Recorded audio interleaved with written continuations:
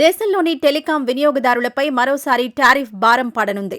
Reliance Jio మినహా మిగిలిన అన్ని ప్రధాన టెలికాం సంస్థలు ఇప్పటికే కొన్ని ప్రీపెయిడ్ ప్లాన్ల ధరలను సవరించడం ప్రారంభించాయి.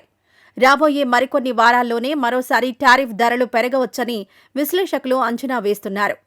వొడాఫోన్ ఐడియా తన వార్షిక ప్లాన్ అయిన 1999పై 12% ధరను పెంచగా 84 రోజుల వ్యాలిడిటీ గల 509 ప్లాన్పై 7% పెంచింది.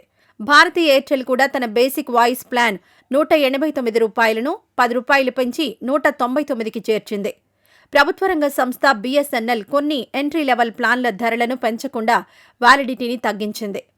టెలికాం సంస్థల ఆదాయ వృద్ధి గత 4 త్రైమాసికాల్లో 14 నుంచి 16% ఉండగా సెప్టెంబర్ త్రైమాసికంలో అది 10%కి తగ్గింది.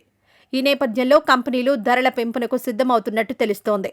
ద్రవ్యోల్బణం స్థిరంగా ఉండడం, రాబోయే కొన్ని నెలల్లో పెద్ద ఎన్నికలేవీ లేకపోవడంతో డిసెంబర్లో టారిఫ్లు పెంచడానికి అనుకూల సమయమని బ్రోకరేజ్ సంస్థ మోతిలాల్ ఓస్వాల్ అంచనా వేసింది. ఈ పెంపు సుమారు 15% వరకు ఉండొచ్చని, ముఖ్యంగా ఎక్కువ మంది వినియోగించే 1.5 GB డేటా ప్లాన్పై ₹50 వరకు భారం పడొచ్చని పేర్కొంది. 5G సేవలు లేకపోవడంతో ఇప్పటివరకు తక్కువ ధరలకు ప్లాన్లు అందించిన వొడాఫోన్ ఐడియా ఇప్పుడు ఇతర సంస్థలతో సమానంగా ధరలను సవరిస్తోందని పరిశ్రమ వర్గాలు చెబుతున్నాయి. గత పెంపునకు తదుపరి పెంపునకు మధ్య 15 నెలల గ్యాప్ ఉంటుందని, ఈసారి కూడా గతంలో మాదిరిగానే ధరల పెంపు ఉంటుందని VI యాజమాన్యం గతంలోనే సంకేతాలిచ్చింది. ఈ వీడియో నచ్చితే లైక్ చేయండి. అలాగే మా ఛానల్ ని ఫస్ట్ టైం కనుక చూస్తున్నట్టయితే ఇప్పుడే సబ్స్క్రైబ్ చేసుకుని పక్కనే ఉన్న గంట సింబల్ ని యాక్టివేట్ చేసుకోండి. అప్పుడే మేము పెట్టే ప్రతి వీడియో మీకు నోటిఫికేషన్ గా వస్తుంది. అలాగే ఈ వీడియో పూర్తిగా చూసినందుకు ధన్యవాదాలు.